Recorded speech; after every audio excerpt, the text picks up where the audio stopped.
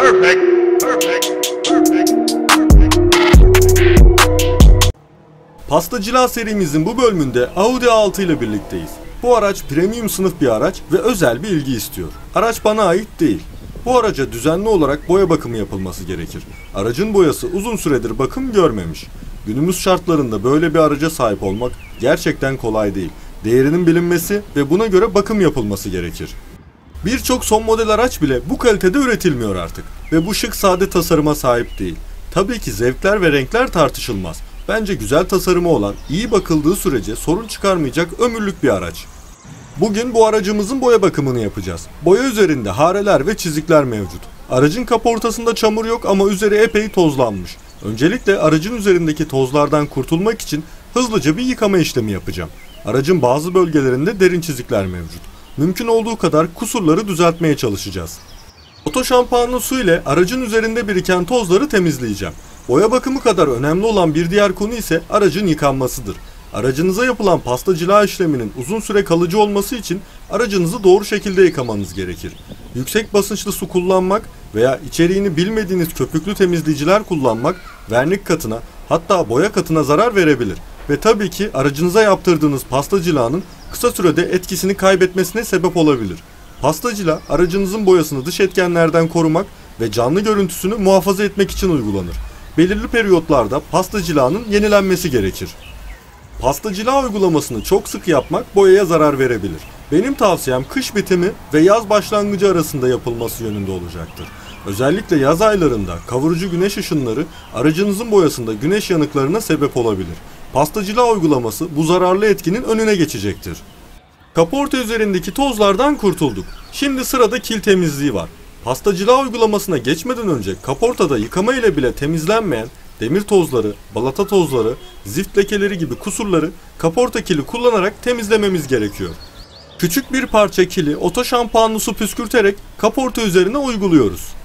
Kili aracın kaportasına asla kuru bir şekilde uygulamayın. Kil yüzeydeki kusurları üzerinde toplar ve bu uygulama susuz yapılırsa kilin üzerinde biriken kirler boyanın çizilmesine sebep olacaktır.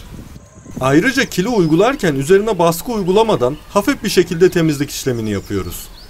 Aracımızın rengi siyah olduğu için demir tozları, zift gibi kusurları görmek zor oluyor. Bütün kaportayı tek bir noktayı bile boş geçmeden kil ile temizlememiz gerekiyor. Pastacılığa uygulamasında kil aşaması çok önemlidir. Eğer kil aşaması yapmadan polisaj makinesiyle pastacılığa yaparsanız demir tozları gibi zararlı etkenler boyanın çizilmesine sebep olur ve araç çok daha kötü bir görüntüye sahip olacaktır. Aracımızın pastacılığa ihtiyacı olup olmadığını nasıl anlarız? Aracınızı yıkadıktan sonra mat bir görüntü oluyorsa ve kaporta üzerinde ışık yansıması küçük dairesel çizikler ile yansıyorsa pastacılığa zamanı gelmiş demektir. Genellikle yılda bir kere pastacılığa yapılmasını öneririm. Kil temizliğini bitirdikten sonra pasta uygulamasına geçebiliriz. Pasta uygulaması için Dion'un pastasını kullanacağım. Pasta uygulaması boya üzerindeki vernik katının aşınan yüzeyini inceltmemizi sağlar. Bu sayede vernik katının üzerindeki çizikleri, harelenmeleri en aza indiriyoruz. Pasta uygulaması için güzel bir polisaj makinesine ve yünlü keçeye ihtiyacımız var. Kullanacağımız makine ve keçe kaliteli olursa işimiz çok daha kolay olacaktır. Kalitesiz ürün sizi yarı yolda bırakır. Keçenin üzerine birkaç damla pasta sürerek aracın küçük bir kısmında deneyebilirsiniz. Bu denemeyi genellikle kapı aralarında yapmakta fayda var. Aracın az görünen bir kısmında kullanacağınız kimyasalları deneyin. Her pastacılığa her araca uyumlu olmayabilir. Ben size pastanın etkisini göstermek için çamurluk üzerinde denemek istedim. Kullanacağımız pasta aracın boyasıyla uyumlu ve sonuç gayet başarılı. Pasta uygulamasına aracın tavanından başlayarak aşağı doğru iniyorum. Pasta uygulamasını yaparken polisaj makinesini bastırmadan makinenin kendi ağırlığıyla pasta uygulamasını yapıyoruz.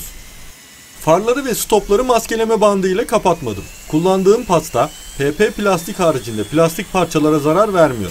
Aracınızın üzerinde mat siyah plastikler varsa onları mutlaka maskelemeniz gerekir. Ayrıca sivri köşeler ve sivri kapı kolları varsa onları da maskeleme ile kapatabilirsiniz. Bu aracın rüzgar direnci düşük olması için sivri ve köşeli tasarımlardan uzak durulmuş. Bu sebeple maskeleme yapacağım pek bir şey yok. Pastacılığa uygulamasını sünger ile yapacaksanız aracın kapı fitillerine kadar maskeleme yapılması gerekir.